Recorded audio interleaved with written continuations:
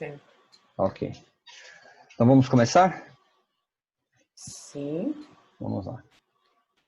Então, boa tarde a todos, tudo bem? É um grande prazer revê-los aqui no nosso painel com especialistas aqui da ANAD. Gostaria de sempre contar com a presença de todos os membros, é sempre muito bom rever todos vocês. Eu já vi aqui que temos vários membros também da ANAD já presentes, além de pessoas novas e que estão aí participando e contemplando aí conosco a presença desses especialistas ilustres. Hoje nós temos o prazer de trazer aqui a presença internacional do nosso professor Dr. Manuel Davi de Maceno, diretamente de Portugal, que ele vai se apresentar devidamente. Com certeza ele pode se apresentar bem melhor do que eu, porque tem aí uma grande estrada aí para nos abrilhantar à tarde. E também a doutora Valéria Reane Rodrigues Garcia, nossa membro da ANAD também, coordenadora do Comitê de Relações Trabalhistas no Digital, tem feito um excelente trabalho aqui conosco. Estamos aí na tarde de hoje falando um pouquinho mais de LGPD e todos os impactos nas relações de trabalho, tá bom? Então, por ordem, doutora Valéria, por favor, se apresente aí para nós, pessoal que não te conhece, conhecer um pouquinho mais, aí depois passamos a palavra ao doutor Manuel. Assim, bem rapidamente, a gente se apresenta como uma pessoa estudiosa, continua estudando as relações laborais e a evolução da tecnologia, fazendo especializações dentro e fora do país, compartilhando em termos de aulas, tanto na Escola Superior de Advocacia como na magistratura, e aqui momento para mim muito importante, que é compartilhar, estar com o professor Manuel, da qual eu tenho o prazer de já conhecer profissionalmente há um bom tempo. Aprendi muito e venho aprendendo muito com ele e com outras pessoas. Fiz alguns cursos já em Portugal. E aconselho que quem estiver assistindo, não somos os donos da verdade, não temos respostas prontas e nunca vamos ter. A gente vai evoluindo junto com a tecnologia. Então, nós vamos aqui, a ideia é compartilhar um pouco daquilo que a gente já experimentou e já participou e já vivenciou. Então, é isso aí. Obrigado, doutora Valéria. Professor doutor Manuel, fique à vontade para se apresentar, por favor. Bom, boa tarde, por aqui já é boa noite, já passam tanto das 9. Bom, eu vou ser também hiper sintético. Os meus cabelos brancos também têm muito a ver com proteção de dados. Quer dizer, eu trabalho com proteção de dados há cerca de 25 anos. Sim, porque vejo aqui, imagino o colega Vítor Hugo, sim, Portugal tem lei de proteção de dados desde maio de 1991. Se o Brasil chegou em 2018, embora já houvesse algumas leis em fragmentos, terá sido, aliás, pensando agora numa aula, palestra minha no mestrado da Unicinos, dessa manhã, sobre proteção de dados na lusofonia, o Brasil foi praticamente o último a chegar. O último a chegar não porque fosse um país atrasado, mas o Brasil mantém um dilema. Se quer continuar com uma cultura base europeia ou se quer ser igual aos Estados Unidos. E ambas as opções são válidas, defendíveis. Nesta matéria, o Brasil ficou ali no meio do muro. Ou seja, nem era uma coisa nem outra. E ficou parado. Pensem que Cabo Verde está com proteção de dados desde 2001. Os últimos anos foram São Tomé e Príncipe em 2017, antes do Brasil. E todos os outros, em Angola, eu falando hoje em Macau. Mas Eu trabalho desde há muito tempo, sobretudo numa perspectiva académica, quer na minha instituição, que nós temos um mestrado em segurança informática, também com uma componente jurídica, mas também tenho vindo desde 2016 sistematicamente na Faculdade de Direito da Universidade de Lisboa. Ou pensar, e com a doutora Valéria, agora uma professora de sociedade nova, a doutora Valéria muito preza, a Graça Canto Muniz. Eu também até estive há 2 anos e meio numa prova, diríamos, de qualificação dela para o doutorado. E eu continuo nas pós da Faculdade de Direito. Agora há uma pós de dezenas de horas que é assim a doer. Embora a minha área propriamente de especialidade é da segurança na proteção de dados. Para além de questões, sobretudo teóricas, como a de hoje. Além disso, e por dizer assim uma cavalidade, mas quase que daria para dizer, olha, façam uma pesquisa em Google e em 20 segundos encontram muitas coisas minhas. Umas boas, outras ruins, não posso garantir.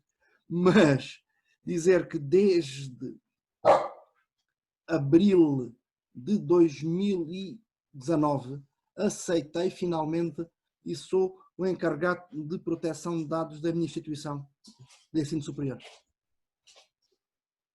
E o que me permitiu também olhar do outro lado. Embora o que eu tenha feito, sobretudo, é elaborar informações e pareceres. E para além de outras coisas, como elaborar uma política de privacidade adaptada. Agora tivemos grandes problemas quando precisámos, devido à pandemia, migrar quase de um dia para o outro as aulas todas. Questões fortes de privacidade nas aulas, questões de controle e privacidade nas avaliações. E isso foi preciso ser DPO quase a tempo inteiro. Pronto. Quer dizer, estou na minha praia. Minha praia. E tenho muito gosto em compartilhar com os colegas da Associação Nacional de Advogados de Direito Digital, como tenho feito em seccionais da OAB, quer estaduais, quer como os grandes amigos de Campinas, neste momento, e sobretudo no meio universitário. Mas, bom, eu espero ser instigante, mas rigoroso. E agora pergunto ao senhor Presidente se posso começar a minha fala ou tem assim uma outra ideia? Não, por favor, pode dar continuidade. Bom, então, vamos pegar o seguinte. Qual foi... Espera aí, este na coisa... Espera aí, seguinte, aqui tem que se fazer assim. E eu vou reduzir aqui. Bom, qual foi a questão que nos trouxe aqui hoje? É que o Regulamento Geral sobre Proteção de Dados, RGPD, e pelo menos esta sessão sirva para afastar algo que a mim faz quase urticária, que é falarem aí GDPR, que isso não é coisa nenhuma, e só no Brasil é que falam. Aliás, a base desta não é anglo-americana, tudo isto é alemão. Se quisessem usar uma sigla alemã, até se aceitava. GDPR é totalmente absurdo. Até porque, se pensarmos em termos de línguas oficiais, o texto do Regulamento Europeu é tão oficial em português como em inglês. Isso não é uma tradução. Bom, mas o que é que temos importante? Diferentemente da lei brasileira, que esperemos entre em vigor até a semana que vem, sim, que o Presidente tem ou não para sancionar até 17. embora haja aí uma discussão teórica se precisa ou não pode, se precisa ou não precisa, depois de ter sido tratado de uma medida provisória que foi parcialmente assumida pelo Congresso. A LGPD brasileira não contém quaisquer regras que se refiram especificamente às relações laborais. O que não acontece com o Regulamento Europeu. Precisamente o artigo 88, e eu transcrevi, porque nem todos terão o Regulamento Europeu à mão, que diz que os Estados-membros podem estabelecer no seu ordenamento jurídico ou em convenções coletivas, por via legislativa ou por autorregulação das partes, normas mais específicas para garantir a defesa dos direitos e liberdades no que respeita ao tratamento de dados pessoais dos trabalhadores no contexto laboral. E depois exemplifica nomeadamente, feito de recrutamento e execução de contrato de trabalho, incluindo o cumprimento das previstas no ordenamento, gestão, planejamento, a gente aqui em português europeu usa planeamento, vocês dizem planejamento, organização de trabalho, igualdade, diversidade, muita coisa. Também, atenção, saúde e segurança no trabalho. E já explicarei daqui a uns minutos porque é que estou chamando a atenção à questão da saúde e segurança no trabalho. E depois acrescenta ainda que essas normas legislativas ou negociadas entre sindicatos e organizações patronais incluem medidas para salvaguardar a dignidade, os interesses legítimos e os direitos fundamentais do titular dos dados. E aqui a terminologia até é exatamente a mesma da LGPD. Pois é colocada ainda uma norma, condição que diz que os Estados teriam até 25 de maio de 2018, quer dizer, até ao dia em que entrou em vigor o regulamento, é que o regulamento é de 27 de abril, foi publicado a 4 de maio de 2016, com uma vacácio de pouco mais de 2 anos, 2 anos e 3 semanas, para face à mudança, até a mudança de concepção de um sistema de notificação, autorização prévios para um novo ecossistema de avaliação de risco e controle a posteriori. Isso levou a que as organizações tivessem que se ajustar. E a ideia era que os Estados-membros teriam de comunicar, até ao momento da entrada em vigor, se iriam manter ou juntar novas regras. Embora estou aqui a elaborar porque até ao momento, e também com Portugal, este prazo não foi cumprido, mas face às vicissitudes, a Comissão Europeia não avançou com nenhum processo contra os Estados por o não ter feito. Quer dizer, está a assumir que este prazo é um prazo indicativo e não um prazo perentório. Bom, o que é que os colegas brasileiros precisam de entender? Primeiro ponto, porque o sistema, o ordenamento da União Europeia é, neste aspecto, bastante diferente do ordenamento brasileiro. Isto é, olhar para o artigo 88 só por si não acrescenta nem esclarece ou não esclarecerá nada. Em primeiro lugar, a partir de 2009, vou emendar, porque está aqui 209, é 2007, 2009, um lapso meu. Mas o Tratado de Lisboa, que veio alterar o sistema de fontes, foi assinado em 2007, foi ratificada até 2009, quando entrou em vigor. O que é que temos aqui importante? É que a proteção de dados foi constitucionalizada. Enquanto no sistema anterior era matéria própria dos Estados-membros, que depois, por necessidades de construção do mercado interno, avançou para uma harmonização, para uma aproximação, com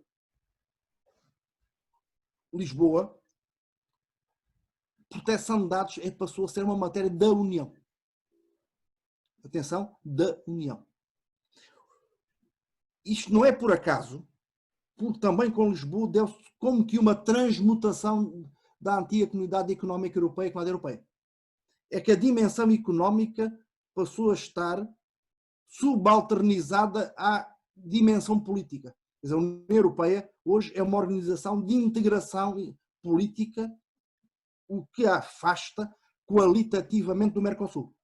Continua sendo, mais ou menos, uma organização de integração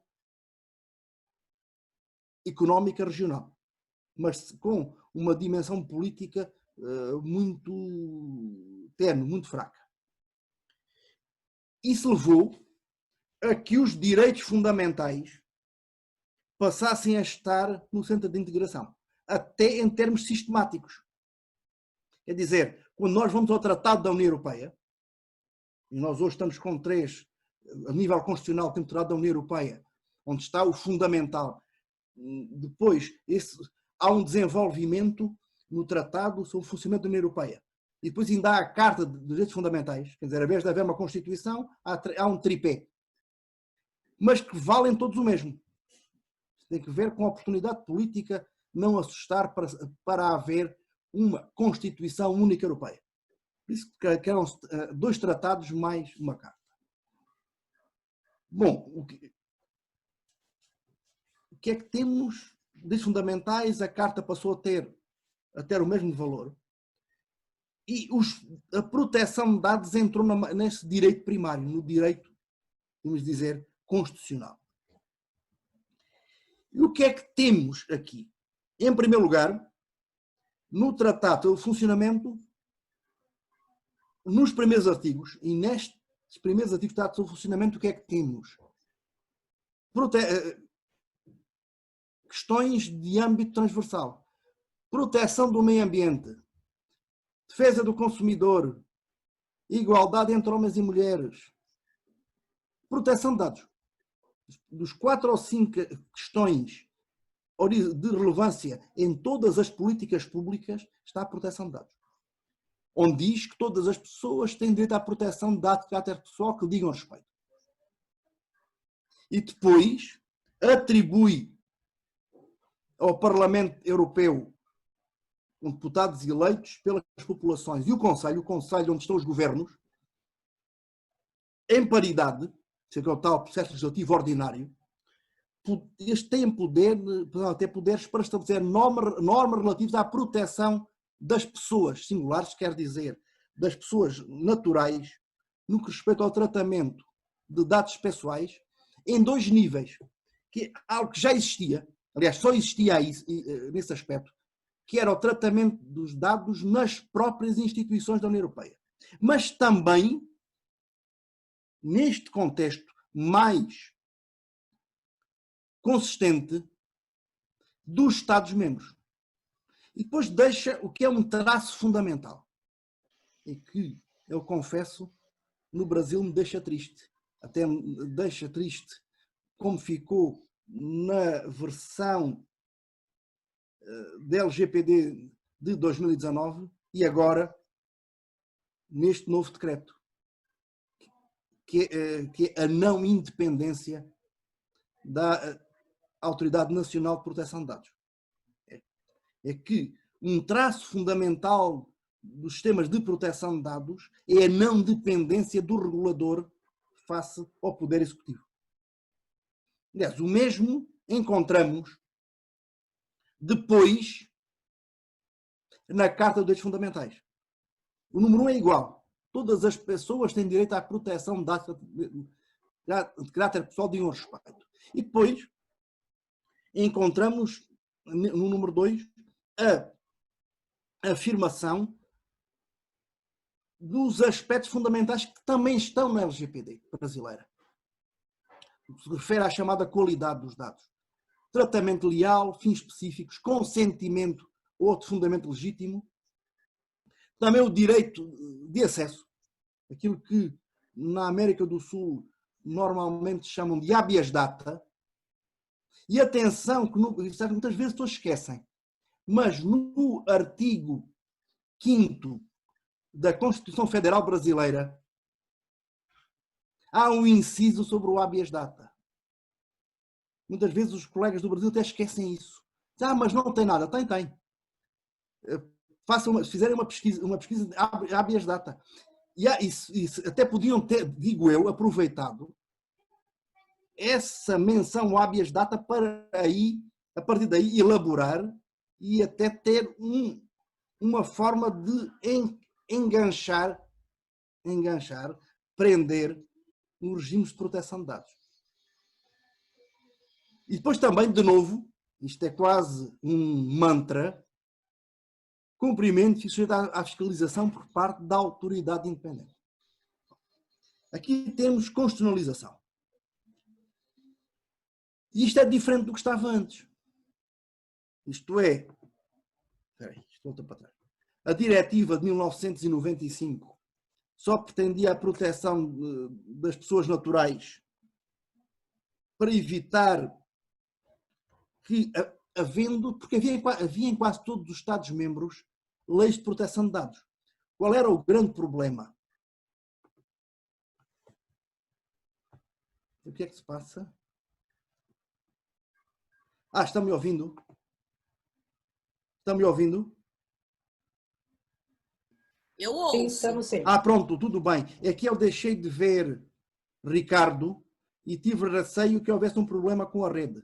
Não, pode colocar no modo apresentação que está tudo ok. Bom, ok. Pronto, mas eu fiquei com este receio. Qual é o problema que havia? Pensamos em termos laborais. Há muitas empresas europeias com filiais noutros estados. Por exemplo, perto de Lisboa, a Volkswagen tem uma grande fábrica, uma grande montadora. A Volkswagen tem a sede em Wolfsburgo. Eles precisam de fazer circular os dados dos trabalhadores permanentemente entre a sede e a filial. O que é que poderia... De outro jeito, seria necessário que as autoridades de proteção de dados portuguesa e alemã, cada vez que houvesse uma transmissão de dados, tivessem que se pronunciar.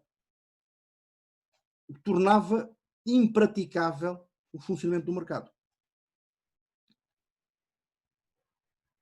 Aliás, o que a diretiva faz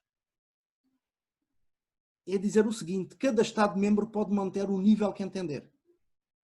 Não podem invocar a diferença para impedir que dados tratados em seu território sejam enviados para outros Estados-membros. E aqui, pensar, isto era, ao mesmo tempo, a diretiva servia para garantir um nível mínimo. Um nível mínimo que criava base para a circulação. E na diretiva só tínhamos uma referência em matéria laboral. E a propósito de categorias especiais de dados que aí no Brasil chamam de dados sensíveis, que estava no artigo 8.2a. Dizia isto: se o tratamento for necessário para o cumprimento das obrigações do responsável pelo tratamento, no Brasil seria o controlador, no domínio da legislação do trabalho, desde que seja autorizado por Constituição Nacional que estabeleça garantias adequadas. Dizer isso afastava a necessidade nestas questões do consentimento. É dizer, tínhamos uma proteção mínima reforçada. Bom, Mas uma opção tomada pela Comissão Europeia e no ordenamento europeu, só a Comissão Europeia, só o Executivo é que tem poderes de iniciativa legislativa. Os deputados não têm, os governos não têm. Aliás, no máximo, o Parlamento Europeu ou o Conselho, o que fazem é aprovar comunicações pedindo à Comissão para estudar um tema e fazer proposta. Não podem fazer mais que isso. Bom, a Comissão, sobretudo entre 2011 e 2012, estudou muitas questões e acabou por propor um regulamento, já não uma diretiva. E atenção, na diretiva o que temos é o estabelecimento de objetivos e, já veremos um pouco, do parágrafo 3 do artigo 288, que a diretiva vincula os Estados-Unidos quanto ao resultado alcançado, deixando, no entanto, as nacionais a competência quanto à forma e aos meios. E dá um prazo para a transposição. Mas aqui já não estava só em causa uma aproximação das legislações. Estava a substituição das legislações nacionais por um ato normativo único no patamar europeu. E o parágrafo 2º do mesmo artigo diz, e é isso que estamos aqui tratando, que o regulamento tem caráter geral, é obrigatório em todos os seus elementos e diretamente aplicável em todos os Estados-membros. Leia-se, é uma lei. Na terminologia jurídica portuguesa ou brasileira, um regulamento é um ato normativo associado à função administrativa que não à função legislativa e destina-se a dar uma melhor execução a uma lei ou a um conjunto de leis. Isto devia chamar-se lei. Não devia chamar regulamento.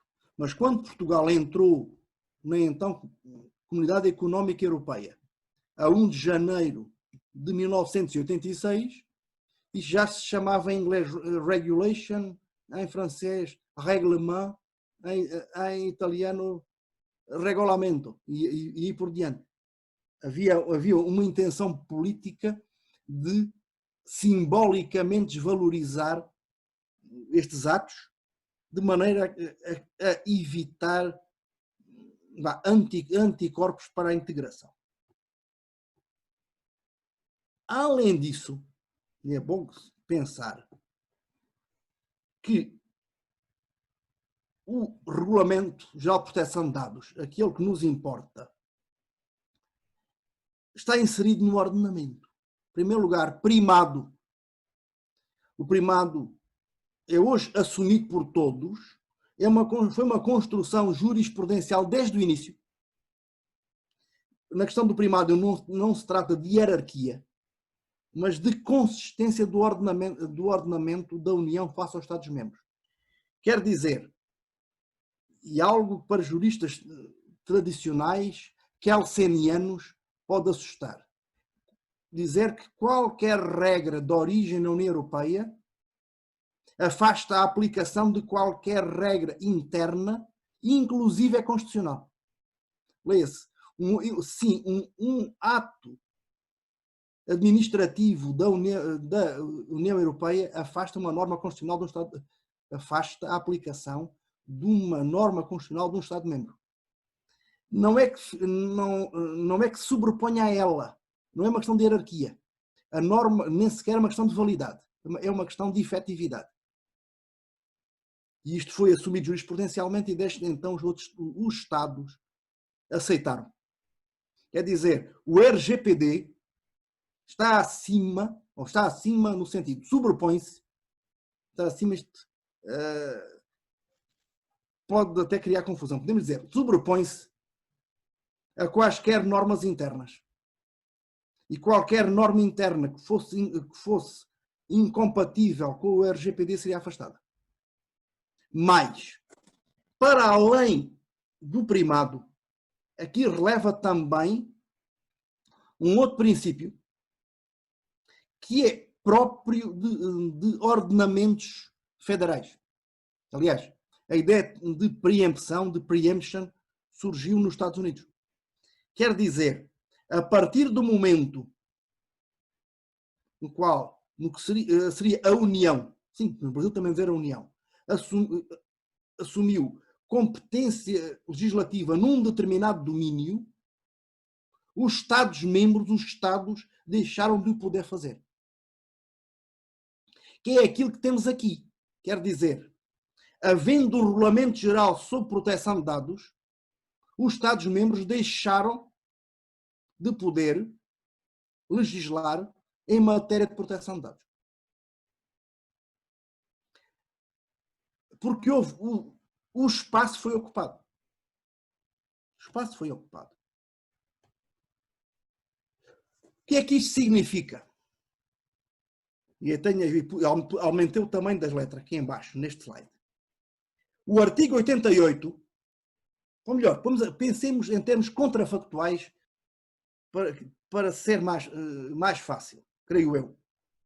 Se não houvesse, não existisse o artigo 88, com o conteúdo que vimos, entrando em vigor o RGPD, a legislação dos Estados-membros que existisse em matéria de proteção de dados dos trabalhadores deixaria de se poder aplicar. E, além disso, os Estados-membros não poderiam criar legislação nova na matéria. Então, estavam bloqueados pelo primado e pela preempção. O que o artigo 88 permite, ainda condicionadamente, é que os Estados-membros possam manter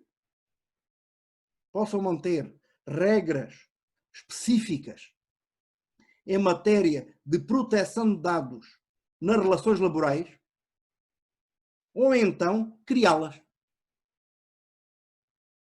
Mas atenção, eu vou dizer já a seguir, não são ou não serão leis especiais. Leis especiais em sentido técnico. Como poderá haver no Brasil. Quer dizer, o Congresso brasileiro aprovou a LGPD. Mas o Congresso brasileiro pode também aprovar uma lei sobre tratamento de dados pessoais em contexto laboral, que especifique e até afasta a aplicação de regras gerais da LGPD. Como poderá, por exemplo, desenvolver, como temos aqui, aliás, temos aqui com uma diretiva de 92 atualizada, perdão, de 2002 atualizada em 2007, uma diretiva sobre proteção de dados nas telecomunicações, que existe no Brasil de forma assim incipiente no Marco Civil. E, aliás, o Marco Civil tem e vai continuar a ter, enquanto lei especial, regras de proteção de dados, que não foram afastadas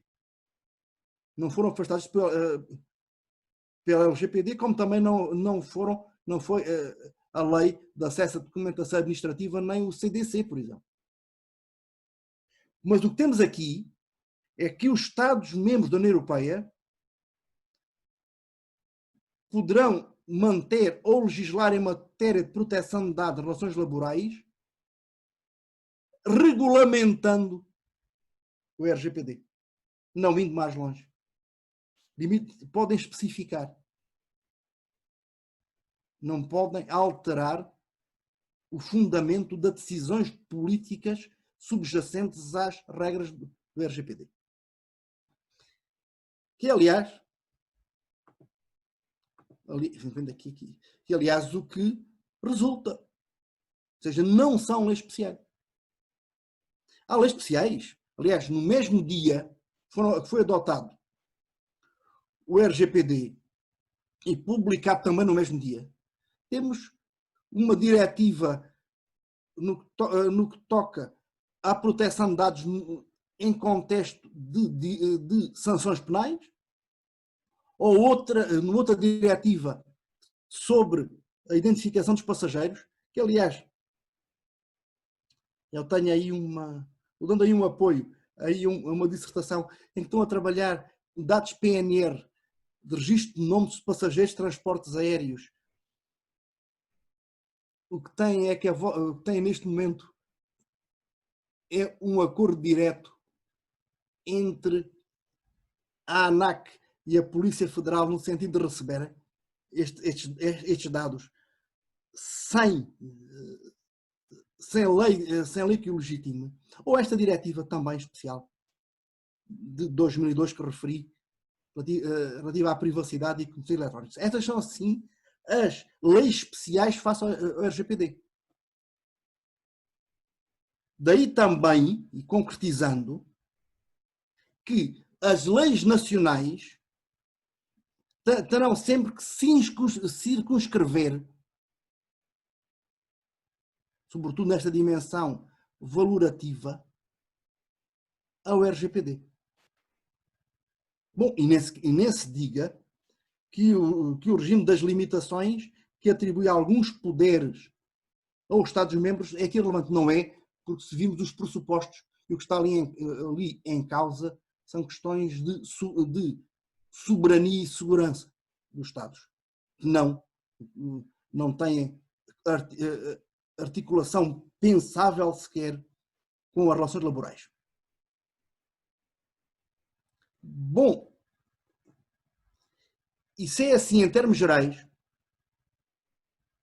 nós ainda temos, no que toca a dados sensíveis, que a margem de poderes legislativos dos Estados-membros, dados sensíveis em contexto laboral, ainda é menor. E vejam o artigo 9. O artigo 9 é o artigo dos dados sensíveis das chamadas categorias especiais de dados.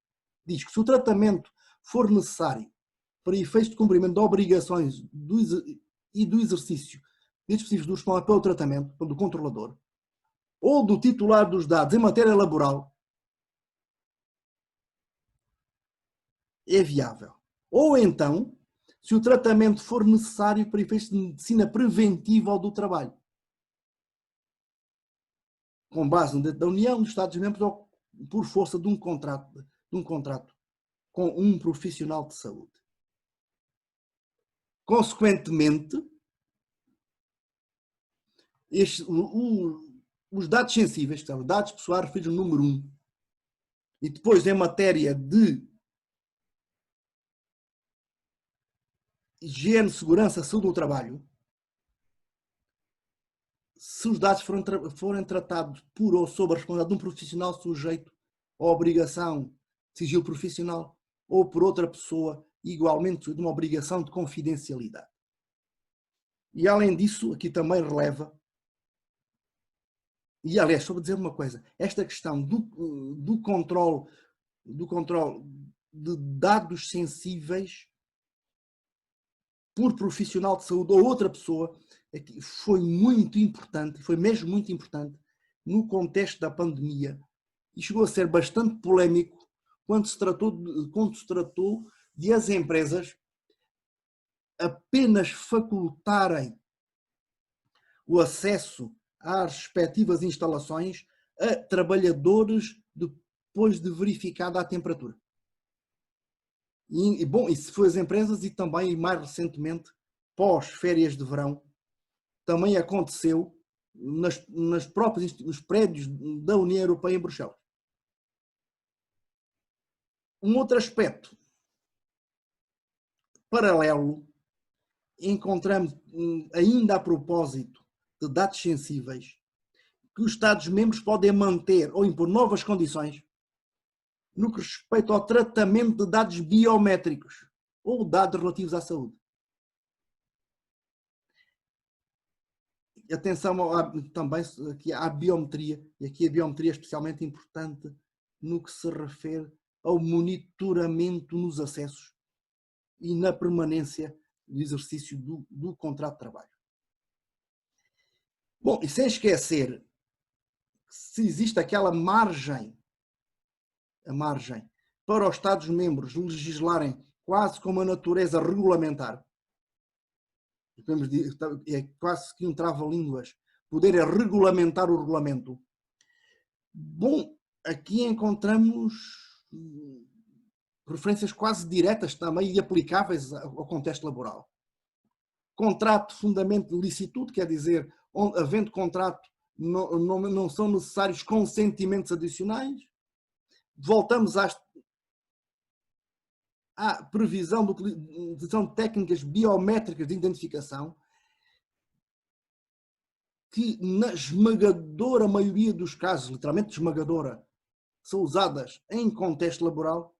E ainda um aspecto que ele tem vindo a trabalhar e que, bom, a LGPD ficou um tanto diferente, creio que se a memória não me falha, no artigo 20. É que se é possível a utilização de ferramentas de inteligência artificial, temos aqui uma garantia de reavaliação humana do desempenho do trabalhador. Quer dizer, mesmo num sistema completamente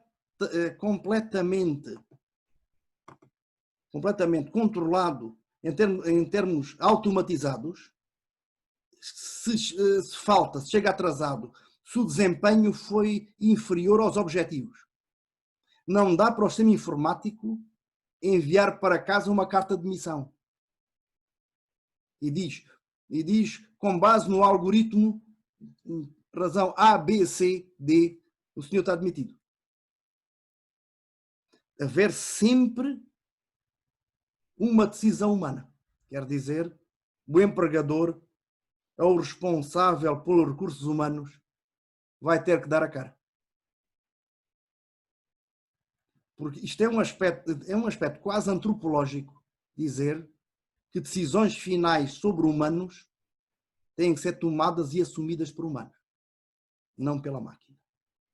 Bom, só para terminar, um par de referência a Portugal.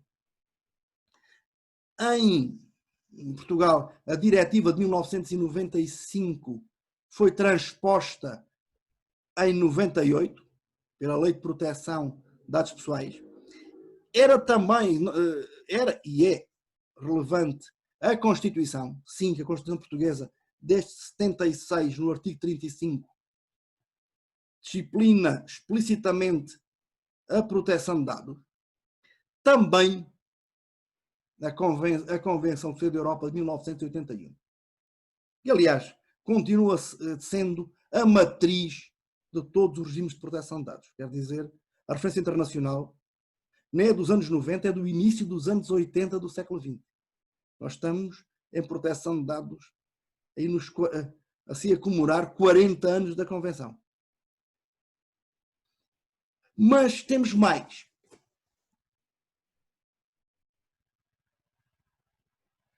Em Portugal, antes de 2003, nós tínhamos aquilo que chamávamos a LGT, a Lei Geral do Trabalho. Algo semelhante à CLT brasileira, que era assim como que uma manta de retalhos cozida. E houve uma reforma, uma revisão geral da legislação do trabalho em 2003. Que nem agora foi feita ainda no Brasil. Portanto, se devia ter sido ou não, mas isso é outro aspecto. Mas nem entrou um sistema novo. E foi feito um código. Um código que depois foi muito reformado em 2009, claro, porque mudou a maioria. O que nos é importante neste contexto é que o Código do Trabalho, desde 2003, e a propósito dos direitos de personalidade, quer do trabalhador, quer do empregador, tem um conjunto de preceitos em matéria de proteção de dados. O que fazia todo o sentido, quer dizer, tínhamos uma lei geral, 67/98, tivemos depois a seguir a mesma altura e com alterações, leis de proteção de dados nas telecomunicações, e continuamos tendo lei de proteção de dados na justiça, separada. Há uma multiplicidade de leis, aliás, até há regras sobre proteção de dados no controle antidoping no esporte. Quando estava para entrar em vigor o RGPD na Faculdade de Direito de Lisboa, houve uma conferência e, a pedido dos organizadores, eu fiz a primeira apanhado de leis que seriam afetadas pela alteração da lei portuguesa para o novo regulamento europeu. E parei nas 30. Atenção, meus caros colegas, a entrada em vigor da LGPD vai obrigar a ler ou reler, à luz da LGPD, muita legislação anterior. Pelo menos numa lógica de diálogo de fontes, daquele diálogo que a Cláudia Lima Marques pensa em termos de consumidor civil. Sim, é porque há regras do Código Civil, nomeadamente das personalidades, vão ter que ser lidos com base na proteção de dados. A CLT vai ter que ser lida com base na proteção de dados. Bom, o que é que nós tínhamos lá, de certo modo, e para adiantar já que temos? Havia um regime geral sobre proteção de dados, outro sobre dados biométricos em contexto laboral, um sobre testes e exames médicos e o acesso. É um problema saber como é que o empregador podia ter acesso ou não podia ter acesso. E aí já era claro que um médico teria de avaliar, mas não podia dizer porque é que o trabalhador não era apto para a função. Tinha de dizer se era apto ou não era apto. Quer em seleção, quer em avaliação já no curso do contrato. Mas não podia dizer aquele senhor não é apto porque tem um problema na coluna, ou não poderia, um problema ósseo, ou se tem um problema neurológico, ou se tem o que for, ou tem uma fibromialgia. Tinha que dizer que não, sim ou não, e o empregador não podia saber porquê. Como também a questões de controle à distância, que isto tinha que ver inicialmente com videomonitoramento das instalações, mas que a jurisprudência foi entendendo que também teria relação com geolocalização por GPS ou a partir das redes de celular. Ora, face à lei de proteção de dados, eram todos regimes especiais. Então, regime especial do trabalho. O que é que temos depois? Que o legislador português veio, sim, mas não até 25 de maio de 2018, mas a 8 de agosto de 2019, aprovar uma lei para dar resposta àquelas margens que o regulamento europeu permitia. Quando eu estou com os meus estudantes de engenharia informática, eu explico-lhes que isto é uma lei que é uma docking station. Sim, aqui, esta é a Associação Advogado de Direito Digital. Sim, um notebook funciona perfeitamente sozinho. Funciona perfeitamente. Mas se tiver uma docking station como fonte de alimentação, sistema de arrefecimento, um monitor grande, um bom teclado e mais periféricos, o que é que funciona melhor? A CPU é a mesma. E aqui o núcleo também é o mesmo no regulamento. É para isto que estas leis servem. E, efetivamente, o legislador português, no artigo 28, vem aproveitar, e sem que a Comissão Europeia, durante mais de um ano, tenha apresentado objeções. Estou dizendo isto porque a Comissão Europeia monitora a execução dos atos da União nos Estados-membros. E até agora não disse nada. Dizer que mantém em vigor os preceitos do Código do Trabalho, com pequenas alterações. O que é que isso quer dizer? Que continua a ser necessário, ou passou a ser necessário, interpretar toda a legislação laboral agora à luz do RGPD. Isso quer dizer também que a nossa situação não é assim tão diferente da brasileira. Nossa portuguesa. O que é que isto vai dar a advogados, a promotores, a juízes? Trabalho. Bom, mas é para isso que vos pagam. Para serem capazes, e aí sim, advogados devidamente capacitados, para pegarem no RGPD e serem, perdão, no LGPD, e conseguirem integrá-la no conjunto das fontes. Bem, eu espero não ter sido excessivamente chato, mas esta matéria é totalmente técnica.